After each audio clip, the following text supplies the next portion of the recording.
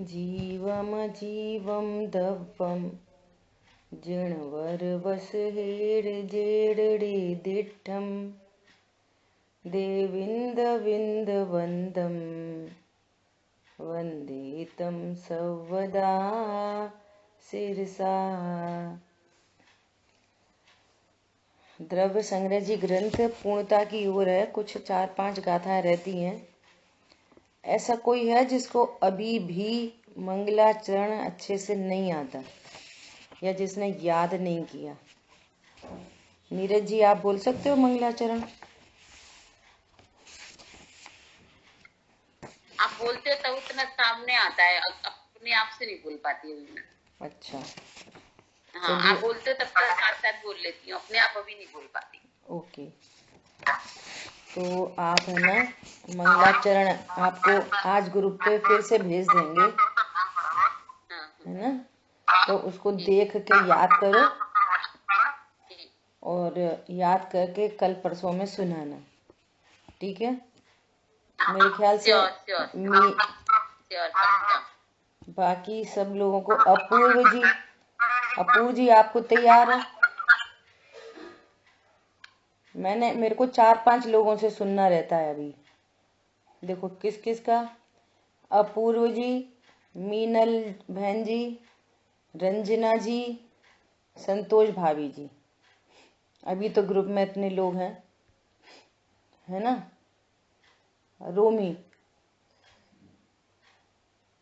ठीक है? इतने लोग एक एक करके, जैसे अपन ने स्टार्टिंग में किया था ना, ऐसे आपको अब एंडिंग की ओर है, आपको मंगलाचरण याद करना है, ठीक है? भाभी जी सुनो। जीवम जीवम दवम जिणवरवसेर्जेडदिट्ठं देविन्दविन्दवन्दं वन्दे तं सर्वदा शिरसा। बहुत बढ़िया। रंजना बहन जी, आपको याद है? देख के भी बोल सकते हैं, नहीं भी याद है तो देख के बोल सकते हैं, फिर याद करो।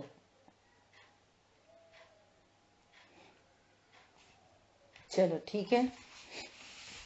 तो कल अपन ने सिद्ध भगवान की चर्चा की और सिद्ध भगवान में जहाँ आकार की बात आई तो कल भाभी जी ने बोला था कि व्यंजन पर्याय को रिपीट करेंगे। कोई और है जिसको व्यंजन पर्याय का स्वरूप क्लियर हुआ? बोलो, कौन बता सकता है? प्रीति, आप बताओ।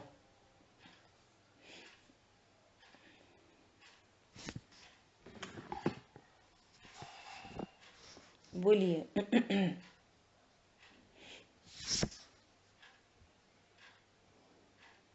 रेस्पॉन्ड करो, आप सुन रहे हो कि नहीं सुन रहे, बता पा रहे कि नहीं बता पा रहे, समय नहीं निकालना। जी बुआ जी। हाँ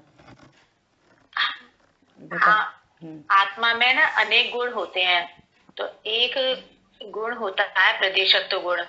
वह प्रदेशत्व गुण आत्मा के आकार को डिफाइन करता है, ठीक है? तो जैसा द्रव्य पर्याय होती है,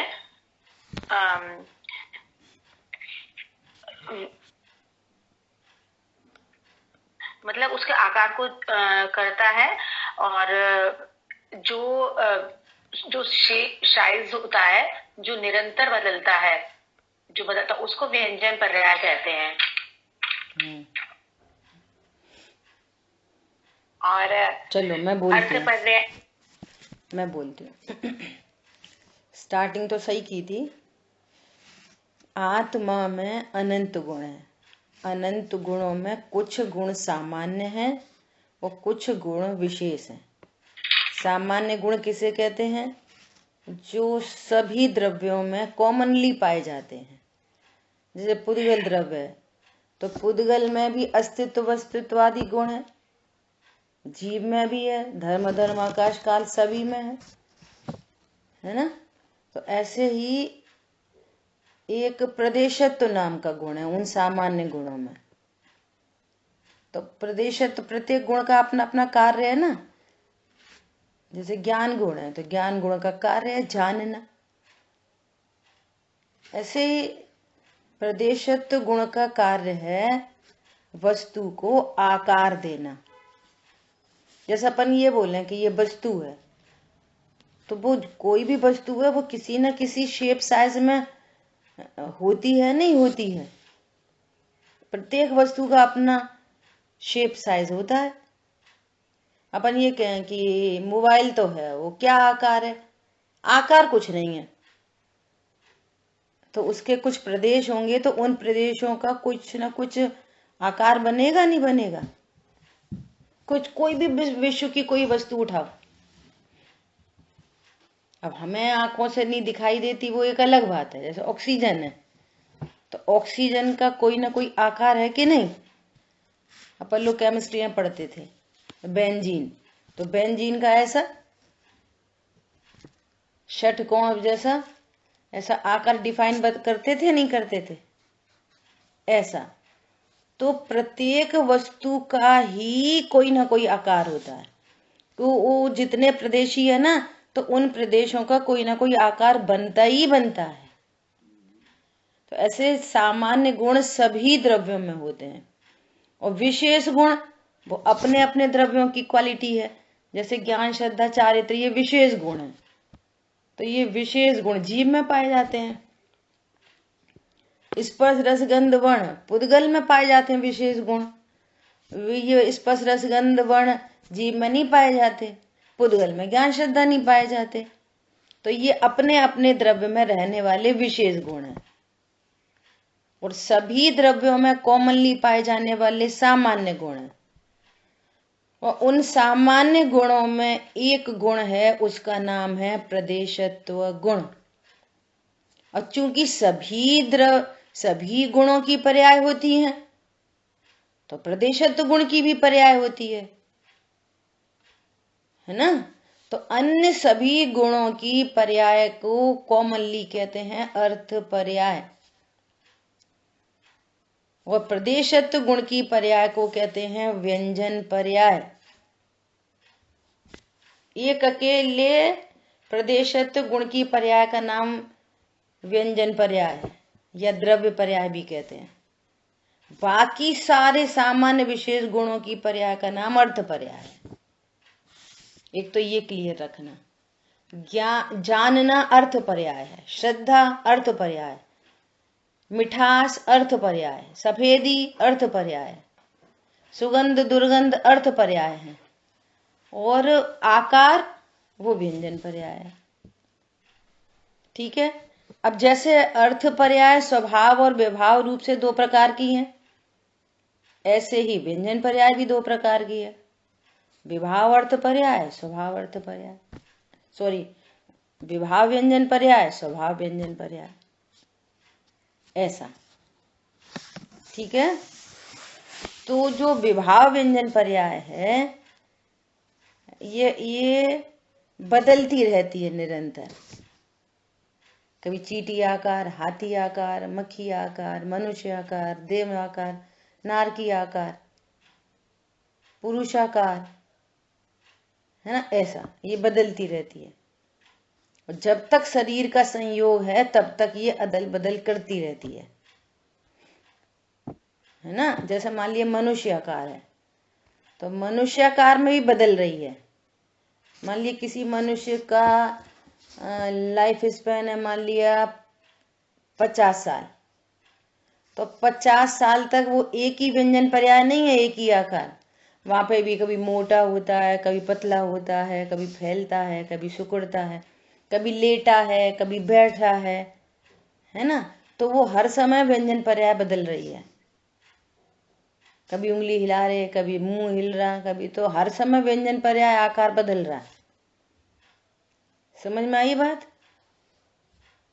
और जैसे वो सिद्ध क्षेत्र में विराजमान हुआ जीव, सारी अर्थ पर्याय शुद्ध हो गई, पूर्ण शुद्ध, और व्यंजन पर्याय भी पूर्ण शुद्ध हो गई। अब आकार कौन सा रहेगा वहां पे? जो लास्ट आकार होगा, पुरुषाकार लास्ट, वो भी जितनी हाइट वाला, जितने भी डायमेंशन वाला, अब वो अनंत काल के लिए अवस्थित हो जाएगा। अब वो घटेगा बढ़ेगा नहीं, वैसी की वैसी तो होएगी लेकिन घटने बढ़ने वाली नहीं होगी। पर्याय है तो उत्पाद व्यय तो होगा, वहां पर भी व्यंजन पर्याय का उत्पाद व्यय हो रहा है। जैसे ज्ञान का उत्पाद व्यय हो रहा है, श्रद्धा का, चारित्र का, अनंत सुख का, अव्ययबाधत्व का, हर समय उत्पाद व्यय हो रहा है, परंतु वैसा का वैसा हो रहा है, घटने बढ़ने वाला नहीं हो रहा। अब घटेगा बढ़ेगा नहीं। ऐसे ही व्यंजन पर्याय भी उत्पाद व्यय रूप है, परंतु अब वो घटेगी बढ़ेगी नहीं, बदलेगी नहीं, उसी उसी आकार में 500 धनुष 500 धनुष 500 धनुष 500 धनुष 500 धनुष, ऐसा 7 हाथ 7 हाथ 7 हाथ, ऐसे ही चलता रहेगा। समझ आई बात? तो उसको बोलेंगे अब जो नॉन चेंजेबल पर्याय प्रकट हुई, उस पर्याय का नाम है स्वभाव व्यंजन पर्याय। ठीक है। और इस व्यंजन पर्याय का दूसरा नाम क्या है? द्रव्य पर्याय, मतलब पूरे द्रव्य को आकार देने वाली एक अपेक्षा। दूसरा, इसको असमान जाति समान जाति द्रव्य पर्याय भी कहते हैं, है ना। ये आत्मा और शरीर की मिली जुली पर्याय को क्या बोलते हैं? असमान जाति द्रव्य पर्याय। अभी अपन नरेंद्र भगवान के स्वरूप में देखा था कि जैसे यहाँ असमान जाति द्रव्य पर्याय में अहम बुद्धि है, ऐसे ही भगवान को भी असमान जाति द्रव्य पर्याय से देखता है, जीव पर्याय से नहीं देखता। ठीक है भाभी जी, आपको क्लियर हुआ? कोई प्रश्न है तो पूछ सकते हैं। इसको हम रिपीट कर सकते हैं एक बार? बहुत क्लियर हो गया। हाँ। आत्मा में अनेक गुण होते हैं, जैसे एक प्रदेशत्व गुण है जो आत्मा की साइज को डिफाइन करता है, और ये इस प्रदेशत्व गुण की दो पर्याय होती हैं, एक विभाव पर्याय, एक स्वभाव पर्याय। विभाव पर्याय जो होती है, जो निरंतर बदलती है, इसको विभाव व्यंजन पर्याय कहते हैं, और एक स्वभाव व्यंजन पर्याय जो सिद्ध भगवान को फाइनल स्टेज जो होती है वो सिद्ध भगवान की होती है, पुरुषाकार होती है, और ये स्वभाव व्यंजन पर्याय होती है। ठीक है, शॉर्ट में ठीक है, बढ़िया। इसको द्रव्य पर्याय भी कहते हैं। बढ़िया। और कल अपनी ये वाली बात हो ही गई थी कि पुरुषाकार का अर्थ क्या है। कौन बताएगा पुरुषाकार का क्या अर्थ है? बोलो।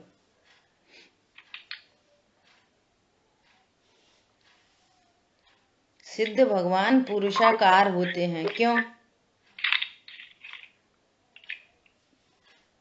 सरल प्रश्न है एकदम। क्योंकि वो जो है मनुष्य गति से ही सिद्ध अवस्था को प्राप्त करते हैं। बहुत बढ़िया। क्योंकि मनुष्य गति के जीव ही सिद्ध बनते हैं। मनुष्य गति पुरुषाकार है, और मनुष्य गति में भी स्त्री भी है, नपुंसक भी है ना। अब ये बहुत एक इंटरेस्टिंग बात है, थोड़ी सी ये भी चर्चा करते हैं। जिनाग थोड़ा उपयोग लगा के सुनना। जिनागम में जहां वेद की बात आई है ना, 3 वेद, तो वहां भाव वेद की बात आई है। भावों से पुरुष, भावों से स्त्री और भावों से नपुंसक, परिणामों में, है ना। लेकिन बाहर में द्रव्य से पुरुष वेद हो, एक द्रव्य वेद एक भाव वेद। तो द्रव्य वेद भाव वेद क्या है कि भाव से भी पुरुष और देह भी पुरुष, समानता है। भाव में भी पुरुष और द्रव्य से भी पुरुष, और कोई भाव से भी स्त्री और द्रव्य से भी स्त्री। पॉइंट समझ में आया? कोई भाव से भी नपुंसक और उसका शरीर भी नपुंसक। एक तो ये समानता वाली कंडीशन। ठीक है, तो यहां तो कोई प्रॉब्लम है नहीं। क्या प्रॉब्लम क्या है कि जो द्रव्य से पुरुष है और स्पेशली भाव से पुरुष है, तो भाव पुरुष वेदी मोक्ष मार्ग को प्रशस्त करते हैं। मुनि अवस्था में भाव पुरुष वेदी जो होते हैं, सॉरी द्रव्य पुरुष वेदी जो होते हैं, वो मुनि अवस्था को धारण कर लेते हैं। अब विषम कंडीशन हो, ओपोजिट कंडीशन हो, शरीर तो है पुरुष का और वेद है स्त्री, ऐसा होता है ना। शरीर तो है पुरुष का, द्रव्य से पुरुष और भाव में नपुंसक। तो शरीर यदि पुरुष का है और भाव में स्त्री वेद है, नपुंसक वेद है, तो वे भी भगवान बन सकते हैं। समझ में आ रही है बात?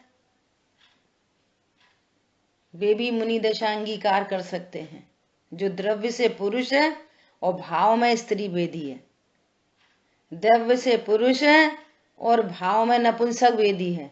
तो तीनों वेद वाले, तीनों परिणाम वाले जीव मुनि धर्म अंगीकार कर सकते हैं, अरहंत बन सकते हैं, सिद्ध बन सकते हैं। अब देखो उसमें भी क्या एक ट्विस्ट है कि जो नौवा गुण स्थान छपक श्रेणी आरोहण होता है और जो नौवा गुण स्थान होता है, वहां नौवे गुण स्थान के लास्ट भाग में तीनों ही वेद का अभाव हो जाता है। अपन चर्चा करते हैं ना, नौवे गुण स्थान तक वेद कषाय रहती है, तो संपूर्ण वेद कषाय का अभाव नौवे गुण स्थान में ही हो जाता है। अब वहां कोई सा वेद नहीं बचता, न ये स्त्री वेद, न पुरुष वेद, न नपुंसक वेद। इसको बोलते हैं अपगत वेदी। अपगत वेदी ही अनंत पद को प्राप्त करते हैं और सिद्ध पद को प्राप्त करते हैं। इसलिए द्रव्य से पुरुष वेद चाहिए और भाव से तीनों वेद हो तो कोई दिक्कत नहीं है।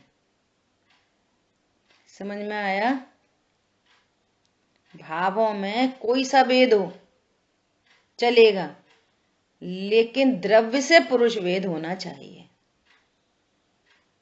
तो कह रहे हैं पुरुषाकार, स्त्री आकार नहीं चलेगा, नपुंसक आकार नहीं चलेगा, पुरुषाकार, भाव से तीनों चल जाएंगे। क्लियर हो गई बात सभी को? ऐसा देखो, अभी अपने को भावार्थ पढ़ना है। 4 घातिया तथा 4 अघातिया, अघातिया अर्थात वेदनीय, आयु, नाम, गोत्र, है ना। अब ये 8 कर्म है, तो 8 कर्मों की जो निमित्त नैमित्तिकता जो लागू पड़ती थी, वो किस पर लागू पड़ती थी? द्रव्य के ऊपर, गुण के ऊपर, के पर्याय के ऊपर। निमित्त नैमित्तिक ज्ञानावणी कर्म का निमित्त नैमित्तिक संबंध किससे है? द्रव्य से, गुण से, कि पर्याय से, कि सभी से? ओनली पर्याय से। ज्ञानावणी कर्म ज्ञान गुण पर इफेक्ट नहीं डालता, पर्याय पर इफेक्ट डालता है। तो द्रव्य गुण तो अनादि अनंत कितना तीव्र कर्म का उदय हो तो भी द्रव्य और अनंत गुण अनटच, इफेक्टलेस, फुल्ली सेफ रहते हैं। ज्ञानावणी कर्म का तीव्र उदय, वो ज्ञान एकदम ढक गया, बिल्कुल अक्षर के अनंतवे भाग, वहां निगोद अवस्था में भी द्रव्य स्वभाव एकदम परिपूर्ण है, अनटच, इफेक्टलेस, फुल्ली सेफ। समझ में आ रही है बात? तो ज्ञानावणी कर्म का अभाव होने पर क्या प्रकट हुआ? ऐसा अपन आठों कर्म के अभाव में जीव में क्या क्या प्रकट हुआ, कौन कौन सी शुद्ध पर्याय प्रकट हुई, एक बार अपन देखेंगे। ऐसे कल भी बात हो गई, 3-4 दिन से लगातार बात चली रही है। ज्ञानावणी कर्म के अभाव में क्या प्रकट हुआ? बोलो।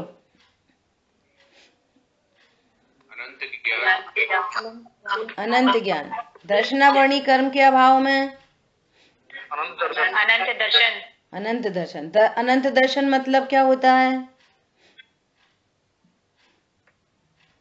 बोलो। श्रद्धा। सामान्य अवलोकन। श्रद्धा नहीं, इसलिए पूछा। सामान्य अवलोकन। सामान्य अवलोकन, जानना देखना, श्रद्धा नहीं।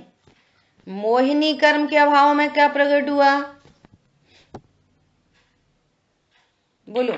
छायक श्रद्धा और अनंत सुख। छायक श्रद्धा और पूर्ण वीतरागता। अच्छा, पूर्ण वितराग, ठीक। उन दोनों को कंबाइन करके कहते हैं अनंत सुख। क्यों कहते हैं ऐसा? क्योंकि दुख सुख के घातक ये दोनों ही हैं, मोहिनी और चारित्र मोहिनी। कषाय सम्यक दृष्टि हो गया, शेष जितनी कषाय है उतनी टेंशन आकुलता है। मिथ्यात्व के जाने के बाद भी संपूर्ण कषाय का अभाव होने पर ही अनंत सुख होता है। ठीक है, ये अपने को एकदम क्लियर होना चाहिए कॉन्सेप्ट। और अंतराय कर्म के अभाव में क्या प्रकट हुआ? अनंत वीर। अनंत वीर। ठीक है, अब अघाती कर्म को देखते हैं। पहले लिखा है वेदनी।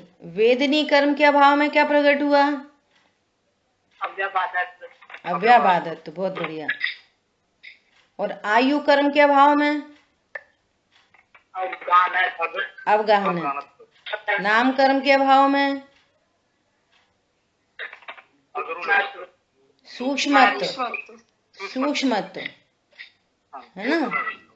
और गोत्र कर्म के अभाव में अगुरु लघुत्व। ठीक है, देखो इनके जो शब्द है ना, उनसे अपन समझ के या पढ़ेंगे तो अपन को याद रहेगा, रटेंगे तो भूल जाएंगे।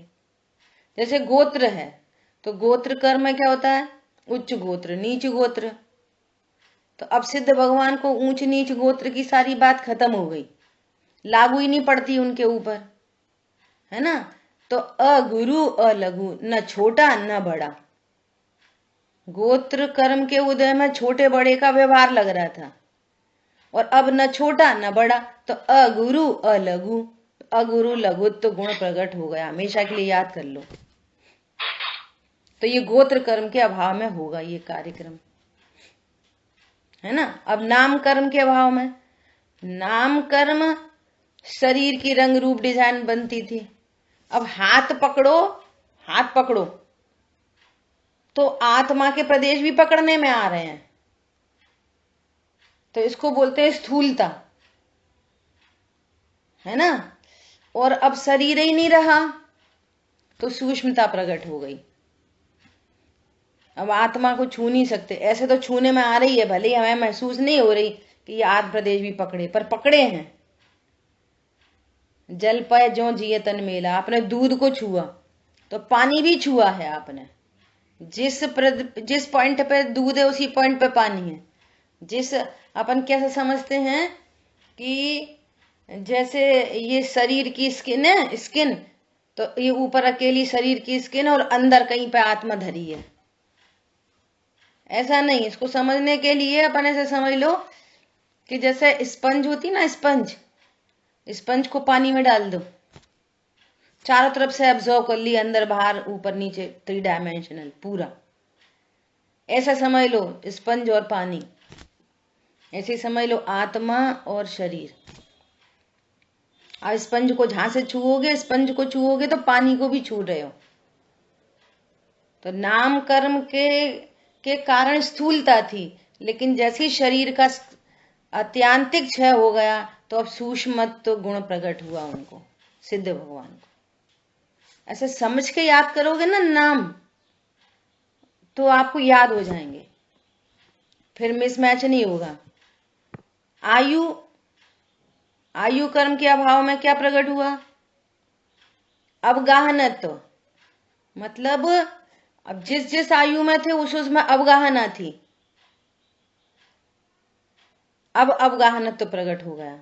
और वेदनी की तो अपन ने चर्चा कर ही ली थी कि अब न साता न असाता, तो उनकी भी बाधा खत्म हो गई। हालांकि वो कुछ करते नहीं थे, 4 कुत्तों का उदाहरण दिया था, वे कुछ उनसे कुछ सुख दुख होता नहीं था, परंतु प्रेजेंस थी, वो प्रेजेंस भी का भी अभाव हो गया, तो अव्यबाधत्व सुख प्रकट हुआ। और ये 4 के नाम है, ये 4 आघाती कर्म के नाम है। ऐसे भी आघाती कर्म भी बहुत हैं, तो उन अब कितना सुनाएंगे, इतना तो याद नहीं रहता। तो उन अनंत प्रतिजीवी गुणों की पूर्ण शुद्ध पर्याय प्रकट हुई सिद्ध भगवान को। ठीक है, अनंत घातिया कर्म से रिलेटेड और अनंत अघातिया कर्म से रिलेटेड चर्चा है थोड़ी, इतनी याद होए वो ही बहुत है, क्योंकि आत्मा में गुण कितने हैं? अनंत, है ना। तो अनंत गुणों की शुद्ध पर्याय वहां प्रकट हुई सिद्ध भगवान को। तो अब सिद्ध भगवान का अर्थ हम सिर्फ इतना सा नहीं समझेंगे कि वे शरीर से रहित, शरीर से सहित। पहले तो यही समझेंगे कि सारे ही जीव शरीर रहित होते हैं, स्टार्टिंग इधर से करेंगे। तब तो यहाँ हमारा पर्पस सिद्ध भगवान को ही जानने का थोड़ी है। सिद्ध भगवान को जानकर अपने स्वरूप को जानना है। वो ज्ञान धारा जो कैलेंडर है ना, उसमें मार्च का जो पेज है उस पर लिखा है, क्या लिखा है? धन्य है अकृत्रिम जिन बिंब, धन्य है अकृत्रिम जिन बिंब, परंतु अद्भुत है अकृत्रिम निज बिंब, जिसके आश्रय से संसार की जड़ का ही नाश हो जाता है। जिसके आश्रय से संसार की जड़ का नाश हो जाता है। किससे? अकृत्रिम निज चैतन्य प्रतिबिंब। अष्टानी का पर्व शुरू हो गया आज से। तो प्रत्येक व्यक्ति अपने अपने अनुसार, अपनी सामर्थ्य के अनुसार, अपने द्रव्य क्षेत्र काल भाव के अनुसार कोई ना कोई नियम अवश्य लें, अवश्य ही, है ना, जिससे हमारी संयम को प्रकट करने की सामर्थ्य बने। Related to brahmacharya, related to Hari, related to swadhyaya, और यहीं तक नहीं सीमित रह जाना। रिलेटेड टू भोजन 1 बार करना, 2 बार करना, बार बार मुंह झूठा नहीं करना। ये तो एकदम बाहर का ड्रेस कोड है, इधर तक ही सीमित नहीं रह जाना। रोज जितनी स्वाध्याय करते हो उससे 10 मिनट ज्यादा, ये आपका काम बनेगा। उससे आधा घंटे ज्यादा, उससे 15 मिनट ज्यादा, उससे 1 घंटा ज्यादा सामायिक करेंगे, तत्व चिंतन करेंगे, ये काम करने हैं। अमस्टानी का पर्व में वह इतनी सी बात करके वो धन्य धन्य हो जाते, और स्वाध्याय बढ़ाते नहीं है, सामायिक बढ़ाते नहीं है, चिंतवन बढ़ाते नहीं है। ये करना, ये भी करना, ये ही मत करना। क्या बोला? और कोई उल्टा करेंगे, इससे क्या होता है, इससे क्या होता है, कुछ नहीं, इससे कुछ नहीं होता, हम तो यही करेंगे। ऐसा भी नहीं करना। क्या बोला? चिंतन विधि बता सकते हैं? हाँ, तत्व चिंतन की बस यही विधि है कि जो हमने स्वाध्याय की है ना, कुछ भी जो दिन भर में आपने जो भी कोई स्वाध्याय की है, आपने जो भी कुछ नोट्स बनाए हैं, आप उसको ही लेके बारंबार उसी का विचार करो, उसी का विचार करो। जैसे मान लिया आज व्यंजन पर्याय की बात हुई, तो आप व्यंजन पर्याय का ही विचार करो, तो आपको एकदम से भावासना होगी व्यंजन। अभी तो हमारा ज्ञान सुनता है तो क्षायक्षमिक ज्ञान के लेवल पे सुनता है ना, और फिर एकदम वो तत्व ज्ञान के लेवल पे वो बात बनती है, वो अपनी प्रॉपर्टी बनती है। अनंत भगवान के स्वरूप का विचार करो, सिद्ध भगवंतों के स्वरूप का विचार करो, अपने स्वरूप। कोई गाथा टीका एक देखो, अभी क्या है, ऐसी भूमिका है ना निचली, तो आप कोई ना कोई आलम्बन लेके बैठो, कुछ भी, और फिर वो आलम्बन छोड़ दो। जैसे मान लिया संवर अधिकार की चर्चा चल रही है, उपयोग में उपयोग है, उपयोग में क्रोध आदि नहीं है, इसका करो घंटों चिंतन, जितना कर सकते हो करो इसकी प्रैक्टिकल अप्रोच। ओहो मेरे ज्ञान में तो झलक रहा है, उससे क्या हो रहा है, कुछ भी तो नहीं हो रहा, फिर भी मैं उपयोग स्वरूप हूं। ये देह से भिन्नता, संयोगों से भिन्नता, बोलो कौन सा संयोग ऐसा है जो मुझे सुख दुख देता है, कौन से संयोग मेरे हैं, कौन सा संयोग मैं पूर्व से लेके चला ही आ रहा हूं, कौन से संयोग हैं जो आगे कैरी फॉरवर्ड होंगे, कुछ तो भी नहीं होगा। और कोई पर्टिकुलर समस्या चल रही हो किसी संयोग को लेके, तो उसको ज्ञान में लेके विषय बना के फिर उसके बारे में चिंतन करो। और चिंतन का एंड होना चाहिए ज्ञायक भगवान आत्मा तक, तो आपका सफल चिंतन है।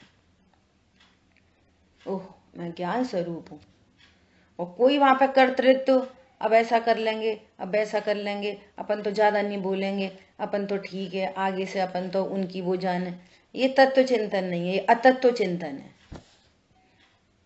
ये तत्व चिंतन नहीं है। उस चिंतन की एंडिंग आनी चाहिए अकर्ता तक, उस चिंतन की एंडिंग होनी चाहिए ज्ञातृत्व तक, उस चिंतन की एंडिंग होनी चाहिए क्रम पर्याय की क्रमबद्धता तक, तो वो सार्थक होगा, है ना। और देखो ऐसा कुछ भी नहीं है कि कोई पर्टिकुलर को लेकर तत्व चिंतन होता हो,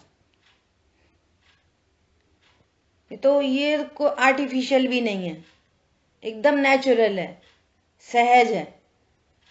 नहीं तो ग्रंथों में तत्व चिंतन की विधि लिखी होती। इसलिए तो अपन बार बार बोलते हैं कि ध्यान के शिविर से ध्यान नहीं होता है। जिसको भेद विज्ञान पता नहीं है, जिसको अकर्ता ज्ञायक का द्रव्य गुण पर्याय से स्वरूप पता नहीं है, उसको कैसे ध्यान कराया जा सकता है। वो देह की दृष्टि से कार्यक्रम हो जाएगा बस। 10-10 दिन मौन रखेंगे तो फिर मौन रहने से क्या बात बनेगी, मौन रहने से कौन सी बात बन जाएगी। अंतरंग में तो भाव बहुत सारे हैं, ये एक बात है। ठीक है, तो क्या कहना था, अष्टानिका पर्व के अंदर जो देवगण होते हैं वो नंदीश्वर द्वीप जाते हैं और 8 दिन वहीं रहते हैं, वहां दिन रात का भेद नहीं होता, और अकृत्रिम जिन प्रतिमा के दर्शन करके निज अकृत्रिम चैतन्य प्रतिमा का भान होकर नया सम्यक दर्शन प्रकट कर लेते हैं। समझ में आई ये बात। सम्यक तो प्रकट कर, सब पर्वों में बड़ो 28 पर्व है। इन पर्व के दिनों में बहुत जीव सम्यक्त को प्रकट करते हैं, बहुत जीव। 10 लक्षण पर्व जो भादों का 10 लक्षण पर्व है, वो तो जो सुवृष्टियां होती हैं काल परिवर्तन के बाद में, तो उसके बाद का प्रथम दिन है वो happy starting, good starting, bad things का अभाव हुआ, अब प्रकृति सुंदर हो गई, उसकी खुशी में मनाया जाने वाला पर्व है। और ये पर्व तो सम्यक्त की प्राप्ति का पर्व है। इसलिए ये 10 लक्षण पर्व से भी बड़ा पर्व है 28 पर्व, लेकिन उसकी प्रसिद्धि बहुत है, इसकी प्रसिद्धि कम है। तो अपने को खास बात ये कहनी थी कि अकृत्रिम जिन बिंब को देखकर, वे तो जड़ बिंब है, फिर भी स्फटिक मणि के बने हुए 500 धनुष की एक एक इतनी बड़ी बड़ी प्रतिमा, और एक एक मंदिर में ऐसी 108 प्रतिमा। सोचो कितना भव्य जिनालय होता होगा, है ना। 500 धनुष की एक प्रतिमा और ऐसी 108 प्रतिमाएं, फिर भी वो स्फटिक मणि की बनी है। लेकिन ये अकृत्रिम निज प्रतिमा तो चैतन्य प्रतिमा है, वो चैतन्य प्रतिमा नहीं है। और उनके दर्शन करके कौन भव्य जीव सम्यक्त को प्रकट करेगा? जिसको निज चैतन्य की स्वीकृति होगी, जिसने निज चैतन्य के द्रव्य गुण पर्याय से स्वरूप समझा होगा, वही तो निज चैतन्य। कुछ सडन थोड़ी होता है कि मां गए और देखी प्रतिमा, ओ सम्यक दर्शन हो गया। ऐसे सम्यक दर्शन नहीं होता। जितने जीवों को होता है तत्व निर्णय पूर्वक होता है, भेद विज्ञान पूर्वक ही होता है। तो जिसने पूर्व में देश न सुनी हो, समझी हो, उसके धारणा ज्ञान में पूरी बात सेट हो और वो निमित्त बन गए कि वहां उनको देखा और निज चैतन्य प्रतिमा की याद आ गई। पंडित साहब ने लिखा है अष्टानिका पर की पूजन किसी ने की होगी आज तो। सुरगण वहां बंधन को जाहे, पुरुषार्थी सम्यक तो लहाए। कोई पुरुषार्थी जीव होता है, तत्व निर्णय करने वाला जीव होता है, वो सम्यक्त को प्रकट करता है। तो उसमें क्या टाइटल लिखा है कि धन्य है अकृत्रिम जिन बिंब, लेकिन अद्भुत है अकृत्रिम चैतन्य निज बिंब। ये चैतन्य है, वो चैतन्य बिंब नहीं है, जिसके आश्रय से संसार की मूल का नाश होता है और अल्प काल में अपने अपूर्व अद्भुत गुणों को प्रकट करता है। ऐसा अद्भुत है ये निज अकृत्रिम में भी। वो प्रतिमा अकृत्रिम है, वो मंदिर अकृत्रिम है, तो ये निज चैतन्य बिंब भी अकृत्रिम है, किसी ने नहीं बनाया। समझ आ रही बात? मात पिता रज बीरज मिलकर बनी देह बनी है, मैं नहीं बना। मेरे को माता पिता ने नहीं जन्मा, देह का संयोग हुआ है उनसे, और मैं देह नहीं हूं। मैं देह नहीं हूं इसलिए वे मेरे जन्मदाता नहीं है। मेरे जन्मदाता माता पिता नहीं है, देह के जन्मदाता हैं। सो जैसे उपचार से देह मेरी कहते हैं, तो उपचार से ही हमारे माता पिता कहते हैं। वास्तव में तो वे हमारे माता पिता नहीं है, और लोक व्यवहार चलता है और परमार्थ याद रहता है। लोक व्यवहार में पूछे कोई तुम्हारे पापा का क्या नाम है तो बता देते हैं, लेकिन उसी काल में ये एकदम ख्याल में है कि मेरा कोई जन्मदाता नहीं, मैं अजन्मा तत्व हूं। मैं नहीं जन्मता, न मेरा मरण होता और न मैं जन्मता। शरीर जन्मता है, शरीर मरता है। मैं न जन्मता हूं न मैं मरता हूं। बोलो, इतनी अद्भुत बात है। तो जो अपने इस चैतन्य स्वरूप का तत्व निर्णय करता है, वो सम्यक्त की प्राप्ति करता है। तो इन अष्टानिका पर्व में हमारा अपने तो चर्चा ही चल रही है अनंत सिद्ध भगवान की। तो इनके स्वरूप का अवलंबन लेकर निज चैतन्य बिंब की स्वीकृति करना। एक बात कुछ मिस हो रही थी वहां पर। हाँ, ये बात याद आ रही थी कि मुझे तो किसी ने जन्म नहीं दिया, फिर भी आत्मा का जन्म होता है, ऐसा कहा जाता है। मालूम है किस अपेक्षा से कहा जाता है? कि तत्व निर्णय पूर्वक आत्मा का गर्भ होता है, वो गर्भ कल्याणक है, और आत्मानुभूति में जन्म होता है आत्मा का। क्यों? हमें तभी तो पहली बार पता चलती है कि हम आत्मा हैं, तो हमारे ज्ञान में आत्मा का जन्म हो गया। आत्मा तो अनादि से थी, लेकिन लाभ नहीं था। तो अनुभूति में आत्मा का जन्म होता है और तत्व निर्णय में आत्मा का गर्भ होता है। समझ में आ रही है? तत्व निर्णय गर्भ कल्याणक है अपना, और आत्मानुभूति जन्म कल्याणक है अपना।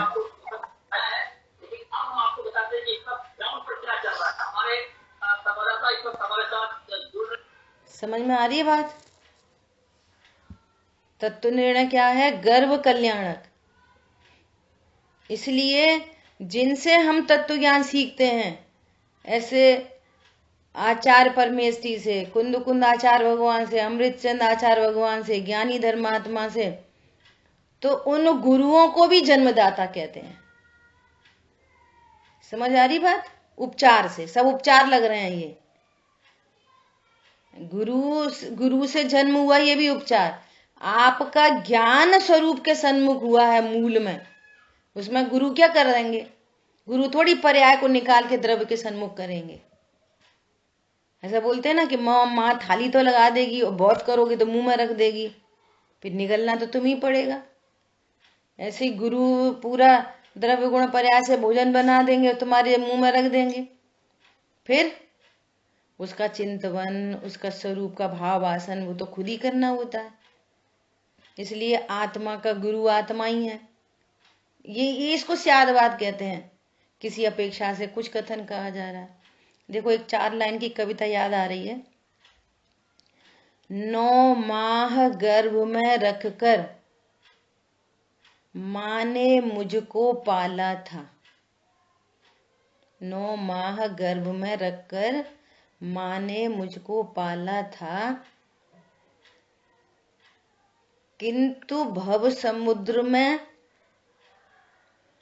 किंतु जन्म देकर भी भव समुद्र में डाला था। जन्म तो दे दिया, लेकिन भव समुद्र में डाला। कैसे डाला?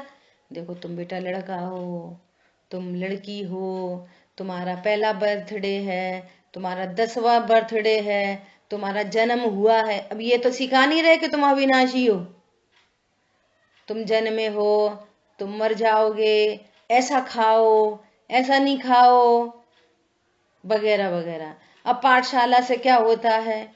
पढ़ोगे, लिखोगे, बनोगे नवाब।